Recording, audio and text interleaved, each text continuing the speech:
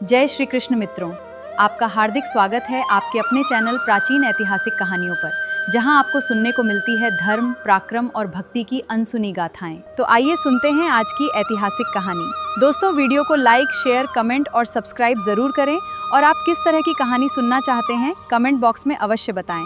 दोस्तों, अजंता गुफाएं भारत के महाराष्ट्र राज्य के औरंगाबाद जिले में स्थित 30 चट्टानों को काटकर बनाई गई बौद्ध गुफा स्मारक है, जो ईसा पूर्व दूसरी शताब्दी से लेकर लगभग 480 ईस्वी तक की है। अजंता गुफाएं यूनेस्को विश्व धरोहर स्थल हैं। बौद्ध धार्मिक कला की उत्कृष्ट कृतियों के रूप में सार्वभौमिक रूप से मानी जाने वाली इन गुफाओं में चित्रकारी और चट्टानों को काटकर बनाई गई मूर्तियां शामिल हैं, जिन्हें प्राचीन भारतीय कला के बेहतरीन जीवित उदाहरणों में से एक माना जाता है। विशेष रूप से भावपूर्ण चित्रकारी जो हाव भाव, मुद्रा और रूप के माध्यम से भावनाओं को प्रस्तुत करती है। गुफाओं का निर्माण 2 चरणों में हुआ था।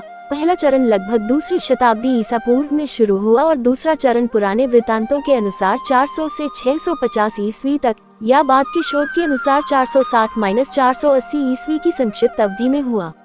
अजंता गुफाएं 75 मीटर ऊंची चट्टान की दीवार पर उकेरे गए विभिन्न बौद्ध परंपराओं के प्राचीन मठ और पूजा कक्ष हैं। इन गुफाओं में बुद्ध के पूर्व जन्मों और पुनर्जन्मों को दर्शाने वाले चित्र, आर्यसुर की जातकमाला की चित्रमय कथाएं और बौद्ध देवी देवताओं की चट्टानों पर उकेरी गई मूर्तियां भी मौजूद हैं।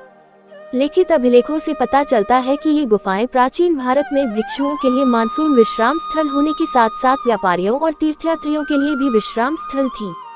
हालांकि ऐतिहासिक अभिलेखों से पता चलता है कि भारतीय इतिहास में चमकीले रंगों और भित्ति चित्रों की प्रचुरता थी। अजंता की गुफाएं प्राचीन भारतीय भित्ति चित्रों का सबसे बड़ा संग्रह प्रस्तुत करती हैं। अजंता गुफाओं का उल्लेख मध्ययुगीन काल के कई चीनी बौद्ध यात्रियों के संस्मरणों में मिलता है। ये गुफाएं जंगल से ढकी हुई थीं, जब तक कि 1819 में कर्नल जॉन स्मिथ द्वारा बाघ के शिकार अभियान के दौरान गलती से इनकी खोज हो गई और इन्हें समकालीन ध्यान में नहीं लाया गया। ये गुफाएं दक्कन पठार में वागुर नदी की यू आकार की घाटी की चट्टानी उत्तरी दीवार में स्थित हैं। घाटी के भीतर कई झरने हैं, जिनकी ध्वनि नदी में उच्च जल स्तर होने पर गुफाओं के बाहर से सुनाई देती है। अजंता गुफाओं के निर्माण को आमतौर पर 2 अलग अलग चरणों में माना जाता है। पहला चरण दूसरी शताब्दी ईसा पूर्व से पहली शताब्दी ईस्वी के दौरान और दूसरा कई शताब्दियों बाद। गुफाओं में 36 पहचान योग्य नींव हैं, जिनमें से कुछ गुफाओं की मूल संख्या 1 से 29 के बाद खोजी गई है। बाद में पहचानी गई गुफाओं के नाम के आगे वर्णमाला के अक्षर लगा दिए गए हैं, जैसे कि 15 ही, जो मूल रूप से क्रमांकित गुफाओं 15 और 16 के बीच स्थित है। गुफाओं की संख्या एक सुविधागत परंपरा है और उनके निर्माण के कालानुक्रमिक क्रम को दर्शाती है। सबसे पुराने समूह की गुफाएं 9, 10, 12 और 13 है। ये गुफाएं 15वीं ईस्वी में शामिल हैं। इन गुफाओं में भित्तिचित्र जातक कथाओं को दर्शाते हैं। बाद की गुफाएं गुप्त काल के कलात्मक प्रभाव को दर्शाती हैं, लेकिन इस बात पर मतभेद है कि प्रारंभिक गुफाएं किस शताब्दी में बनाई गई थीं। एक खोज के अनुसार ये गुफाएं 100 BC से 100 ईस्वी के बीच संभवतः सातवाहन वंश के संरक्षण में बनाई गई थीं, जिन्होंने इस क्षेत्र पर शासन किया था। अन्य तिथियां मौर्य साम्राज्य के काल को प्राथमिकता देती हैं। इनमें से गुफा नंबर 9 और 10 स्तूप हैं, जिनमें चैत्य गृह शैली के पूजा कक्ष हैं, और गुफा नंबर 12, 13 और 15 विहार हैं। प्रथम सातवाहन काल की गुफाओं में अलंकारिक मूर्तिकला का अभाव था, इसके बजाय स्तूप पर जोर दिया गया था। सातवाहन काल की गुफाओं के निर्माण के बाद मध्य 5वीं शताब्दी तक इस स्थल का काफी समय तक कोई विकास नहीं हुआ। हालांकि इस निष्क्रिय काल के दौरान प्रारंभिक गुफाएं उपयोग में थीं और बौद्ध तीर्थयात्री इस स्थल पर आते थे, जैसा कि चीनी तीर्थयात्री फाक्सियन द्वारा लगभग 400 ईस्वी में छोड़े गए अभिलेखों से पता चलता है। उत्तरवर्ती या वाकाटक काल की गुफाएं में अजंता गुफा स्थल पर निर्माण का दूसरा चरण 5वीं शताब्दी में शुरू हुआ। लंबे समय तक ये माना जाता था कि बाद की गुफाओं का निर्माण 4वीं से 7वीं शताब्दी ईस्वी तक की लंबी अवधि में हुआ था, लेकिन हाल के दशकों में गुफाओं के अग्रणी विशेषज्ञ वाल्ट एम स्पिंक द्वारा किए गए अध्ययनों की एक श्रृंखला ने तर्क दिया है कि अधिकांश कार्य 460 से 480 ईस्वी तक की बहुत ही संक्षिप्त अवधि में हुआ था, वाकाटक वंश के हिंदू सम्राट हरिसेन के शासनकाल के दौरान। इस दृष्टिकोण की कुछ विद्वानों द्वारा आलोचना की गई है, लेकिन अब इसे भारतीय कला पर सामान्य पुस्तकों के अधिकांश लेखकों द्वारा व्यापक रूप से स्वीकार किया जाता है। दूसरा चरण बौद्ध धर्म के आस्तिक महायान या महायान परंपरा से संबंधित है। दूसरे काल की गुफाएं 1, 8, 11, 14 और 29 हैं, जिनमें से कुछ संभवतः पहले की गुफाओं का विस्तार है। गुफाएं 19, 26 और 29 चैत्यगृह हैं, शेष विहार हैं। इस काल में सबसे विस्तृत गुफाओं का निर्माण हुआ, जिसमें प्रारंभिक गुफाओं का कुछ जीर्णोद्धार और पुनर्रंगाई भी शामिल थी।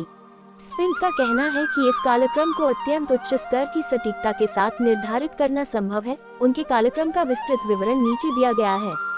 यद्यपि इस पर बहस जारी है, स्पिंक के विचारों को कम से कम उनके व्यापक निष्कर्षों के संदर्भ में तेजी से व्यापक रूप से स्वीकार किया जा रहा है। भारतीय पुरातत्व सर्वेक्षण की वेबसाइट अभी भी पारंपरिक कालक्रम प्रस्तुत करती है।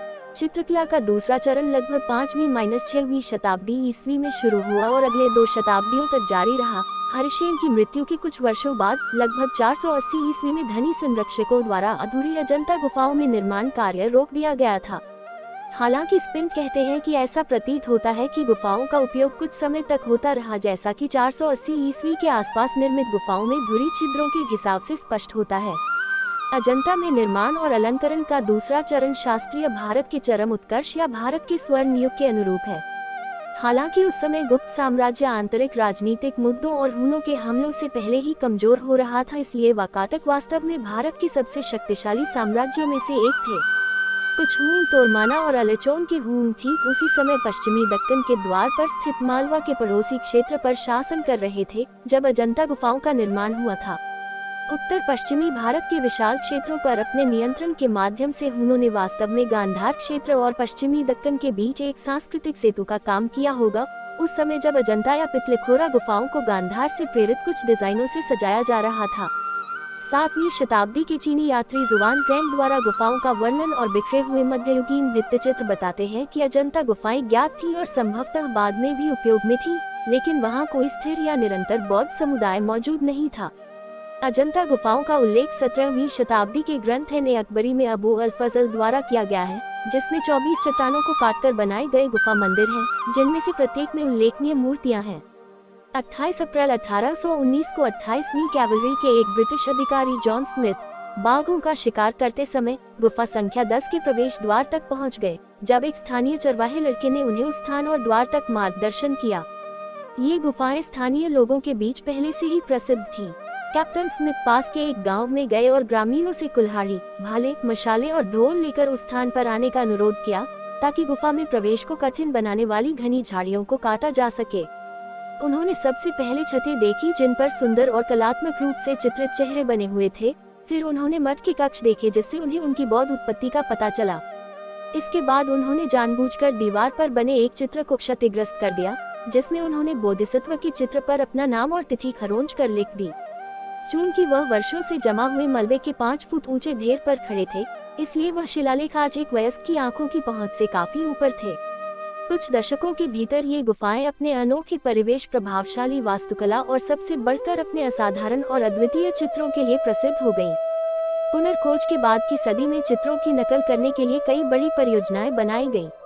1848 में रॉयल एशियाटिक सोसाइटी ने बॉम्बे प्रेसिडेंसी में सबसे महत्वपूर्ण चट्टानों को काटकर बनाई गई जगहों को साफ करने, व्यवस्थित करने और रिकॉर्ड करने के लिए बॉम्बे गुफा मंदिर आयोग की स्थापना की। 1861 में यह नए भारतीय पुरातत्व सर्वेक्षण का केंद्र बन गया।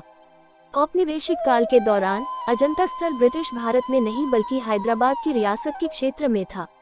1920 के दशक की शुरुआत में हैदराबाद के अंतिम निजाम मीर उस्मान अली खान ने कलाकृतियों के जीर्णोद्धार के लिए लोगों को नियुक्त किया, स्थल को एक संग्रहालय में परिवर्तित किया और पर्यटकों को शुल्क लेकर स्थल तक लाने के लिए एक सड़क का निर्माण किया। रिचर्ड कोहेन के अनुसार इन प्रयासों के परिणामस्वरूप शुरुआती कुप्रबंधन हुआ और स्थल की स्थिति और खराब हो गई। स्वतंत्रता के बाद महाराष्ट्र सरकार ने आगमन, परिवहन सुविधाओं और बेहतर स्थल प्रबंधन का निर्माण किया। आधुनिक आगंतुक केंद्र में अच्छी पार्किंग सुविधाएं और सार्वजनिक शौचालय हैं और एएसआई द्वारा संचालित बसें आगंतुक केंद्र से गुफाओं तक नियमित अंतराल पर चलती हैं। गुफाओं की मरम्मत और भित्तिचित्रों की सफाई और संरक्षण इतने ठोस सिद्धांतों और इतने वैज्ञानिक तरीके से किया गया है कि इन अद्वितीय स्मारकों को कम से कम 2 शताब्दियों के लिए नया जीवन मिल गया है। इन प्रयासों के बावजूद बाद में उपेक्षा के कारण चित्रों की गुणवत्ता एक बार फिर बिगड़ गई। 1983 से अजंता गुफाओं को भारत के यूनेस्को विश्व धरोहर स्थलों में सूचीबद्ध किया गया है। अजंता गुफाएं एलोरा गुफाओं के साथ महाराष्ट्र में सबसे लोकप्रिय पर्यटन स्थल बन गई हैं और अक्सर छुट्टियों के समय यहाँ भीड़भाड़ रहती है, जिससे गुफाओं, विशेष रूप से चित्रों के लिए खतरा बढ़ जाता है। 2012 में महाराष्ट्र पर्यटन विकास निगम ने प्रवेश द्वार पर स्थित ASI आगंतुक केंद्र में गुफा 1, 2, 16 और 17 की पूर्ण प्रतिकृतियां जोड़ने की योजना की घोषणा की, ताकि मूल गुफाओं में भीड़ कम हो सके और आगंतुकों को चित्रों का बेहतर दृश्य अनुभव मिल सके, जो गुफाओं में कम रोशनी के कारण पढ़ने में मुश्किल है। दोस्तों, मुझे उम्मीद है ये जानकारी आपको पसंद आई होगी। कमेंट बॉक्स में अपनी सुंदर सी समीक्षा देकर जरूर बताएं। धन्यवाद।